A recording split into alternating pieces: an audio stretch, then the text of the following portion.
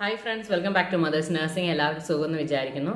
So നമ്മുടെ ഇന്നത്തെ update LBS സംബന്ധമായിട്ടുള്ള അപ്ഡേഷൻ തന്നെയാണ്. കുറേ കുട്ടികൾ മെസ്സേജ് ചെയ്ത് ചോദിച്ചു തന്നെ മദേഴ്സ് നഴ്സിംഗ് ഒഫീഷ്യൽ നമ്പറിൽ ചോദിച്ച സംശയത്തിനെ ആസ്പദമാക്കിയിട്ടാണ്. അപ്പോൾ നമ്മൾ LBSന്റെ അലോട്ട്മെന്റ് സംബന്ധമായിട്ട് ഇപ്പം നമ്മൾ അതിൻ്റെ ഒരു പ്രോസസ്സിംഗ് ആണ് ഞാനിപ്പോൾ സംസാരിക്കുന്നത്. LBS നിങ്ങൾ ഓൺലൈൻ ആപ്ലിക്കേഷൻ സമർപ്പിച്ചു, വാലിഡ് ആയിട്ടുള്ള മെയിൽ ID കൊടുത്തു, വാലിഡ് ആയിട്ട് ഫോൺ നമ്പർ കൊടുത്തു, അതിൻ്റെ അപ്ഡേഷൻസ് വരും. അതിനുശേഷമുള്ളൊരു പ്രൊസീജിയർ എന്ന് പറഞ്ഞു കഴിഞ്ഞാൽ നമ്മുടെ സർട്ടിഫിക്കറ്റ് വെരിഫൈ ചെയ്യാൻ എറേഴ്സ് ഒക്കെ ഉണ്ടെങ്കിൽ നമ്മൾ യൂഷ്വലി അതിന് കറക്ഷൻ ടൈം വെക്കാറുണ്ട്. അതിന് ശേഷമൊക്കെ ആയിട്ട് നമുക്ക് നമ്മുടെ മാർക്കിനെ ബേസ് ചെയ്തിട്ടുള്ള പ്രൊവിഷണൽ റാങ്ക് ലിസ്റ്റിൻ്റെ ഒരു അപ്ഡേഷൻസ് വരും. നമുക്ക് അതിനുശേഷം ആണ് അലോട്ട്മെന്റ് പ്രോസസ്സിലേക്കിട്ടൊക്കെ വരിക. ഇപ്പോൾ അലോട്ട്മെന്റ് പ്രോസസ്സ് മെയിൻ അലോട്ട്മെന്റ്സ് പറഞ്ഞാൽ ഒരു ആദ്യമേ നമുക്ക് മെയിൻ അലോട്ട്മെന്റ്സ് എന്ന് പറയുന്നത് 3 എണ്ണമാണ്. അതിന് മുമ്പായിട്ട് ട്രയൽ അലോട്ട്മെന്റ്സ് വരാറുണ്ട്. ഇപ്പോൾ ട്രയൽ അലോട്ട്മെന്റ് നമ്മുടെ മാർക്കിനനുസൃതമായി നമുക്ക് കോളേജ് കിട്ടാനുള്ള ഒരു ഐഡിയ നമുക്ക് കിട്ടുവാണ്. അതിനുശേഷമാണ് 3 അലോട്ട്മെന്റ്സ്. അത് മാർക്ക് ബേസ്ഡ് ആണ്.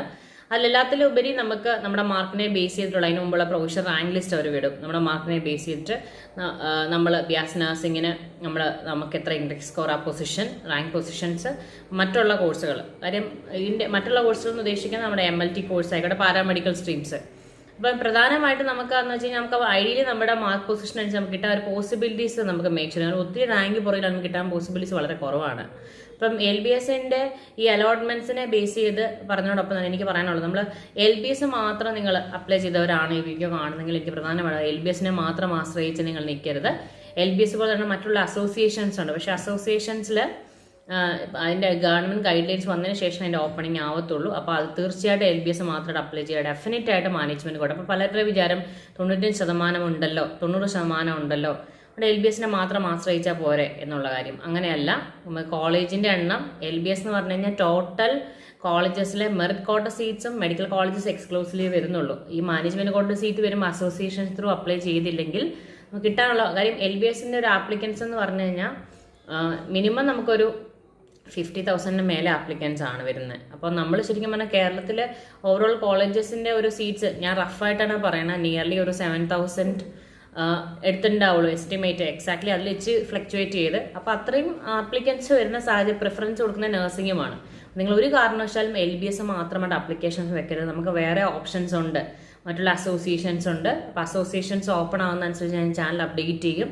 അസോസിയേഷൻ ഓപ്പൺ ആകുന്നതിനൊപ്പം തന്നെ നിങ്ങളും തീർച്ചയായിട്ടും അപ്ലൈ ചെയ്യണം. LBS അതായത് നഴ്സിംഗ് ഫോക്കസ് ചെയ്ത്, നഴ്സിംഗിന് വേണ്ടിയിട്ടാണ് കുറേ ഡിഫറെൻറ്റ് അസോസിയേഷൻസ് ഉള്ളത്. ഇപ്പോൾ ഫിസിയോതെറാപ്പി പോലെയുള്ളതൊക്കെ ആണെങ്കിൽ നമ്മൾ CPASന് അണ്ടറിൽ നമുക്ക് അപ്ലൈ ചെയ്യാൻ പറ്റും. SPCMലൊക്കെയാണ് അപ്ലൈ ചെയ്യാൻ പറ്റുന്നത്. അപ്പോൾ കൊണ്ട് തന്നെ ഇങ്ങനെ നഴ്സിംഗിന് കഴിഞ്ഞ് സെക്കൻഡ് ഓപ്ഷനായിട്ട് BSc MLT അല്ലെങ്കിൽ ഫിസിയോതെറാപ്പി ഒക്കെ നോക്കുന്നവർ CPASൽ നിങ്ങൾക്ക് അപ്ലൈ ചെയ്യാൻ ഓപ്ഷൻസ് ഉണ്ട്. അപ്പോൾ എനിവേ LBSന്റെ അലോട്ട്മെന്റ്സിനെ കുറിച്ച് ഒരു ഐഡിയ ആണെന്ന് വിചാരിക്കുന്നു. ഫസ്റ്റ് അലോട്ട്മെന്റ് നമ്മൾ ലഭിക്കാത്തവർ സെക്കൻഡ് അലോട്ട്മെന്റ് വെയിറ്റ് ചെയ്യും. സെക്കൻഡ് അലോട്ട്മെന്റ് വെയിറ്റ് കിട്ടാത്ത തേർഡ് വരും. പക്ഷെ തേർഡ് കഴിഞ്ഞിട്ട് ആ സീറ്റ് കിട്ടിയ കോളേജ് സാറ്റിസ്ഫൈഡ് എന്ന കുട്ടികൾ ജോയിൻ ആകാതെ സീറ്റ് ലാപ്സ് ആയെങ്കിൽ മാത്രമേ പിന്നീട് അലോട്ട്മെന്റ്സ് നടത്തുകയുള്ളൂ.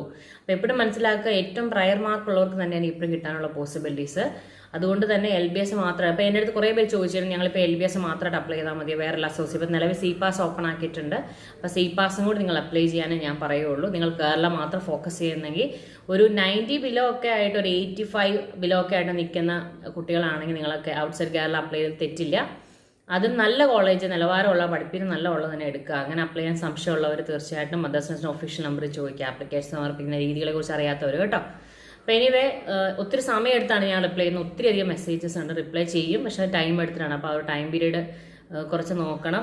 ഒത്തിരി അധികം കുറേ ആളുടെ സംശയത്തെ ആസ്പദമാക്കിയിട്ടാണ് ഞാനിപ്പോൾ ഈ ഒരു വീഡിയോ ചെയ്തത്. ഇനി ഞാൻ മറ്റൊരു എഡ്യൂക്കേഷൻ വീഡിയോ ആയിട്ട് കാണുന്നതിന് പറ്റില്ല. Thank you.